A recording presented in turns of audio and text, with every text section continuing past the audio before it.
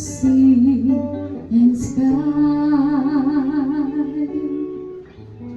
I have heard my people cry.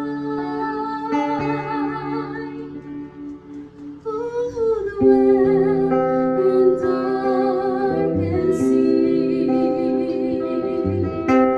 My hand will say,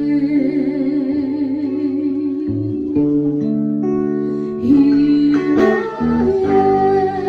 am, Lord.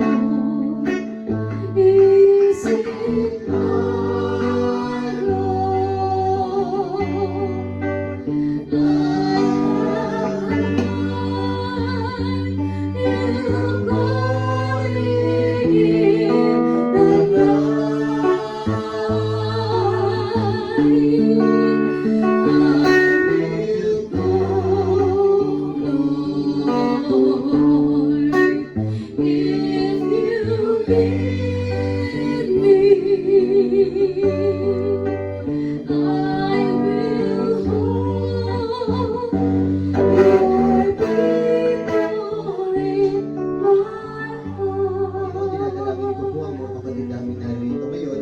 Nawa, ang kanilang mga narinig magaling sa iyo ay kunin mo sa kanilang mga puso at hindi lang ito manatili doon bagkus ito ay pang isang buhay nila. Lord, ano man ang dinadala nila sa ngayon, hinihiling ko po na tulungan niyo po sila na mawala itong buhay ko.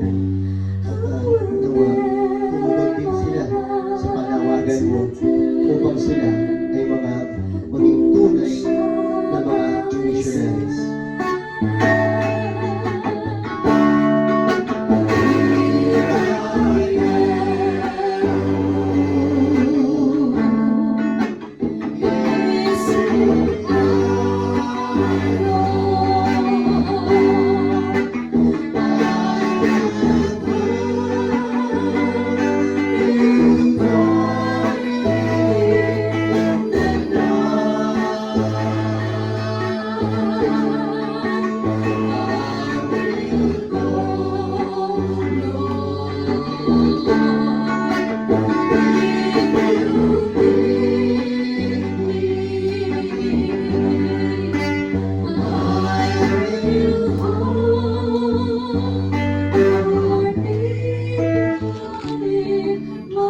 Lahat ng ito, Lord, dinadalangin namin sa pangalan ng iyong si Jesus.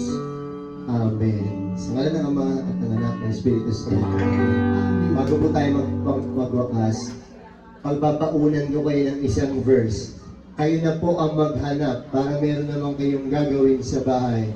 Sulat niyo 1 Corinthians chapter 15 verse 58. Ayan. Sulat.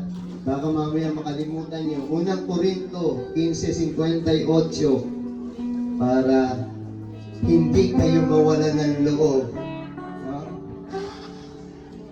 1 Corinthians chapter 15 verse 58. Basahin ko. Kaya nga mga minamahal kong kapatid, magpakatatag kayo at huwag matinag. Magsipag kayo sa paglilingkod sa Panginoon. O, kayo na yung susunod na magbasa. Magpakatatag at huwag matinag. Amen? Magandang gabi po sa inyo lahat. Maraming salamat po.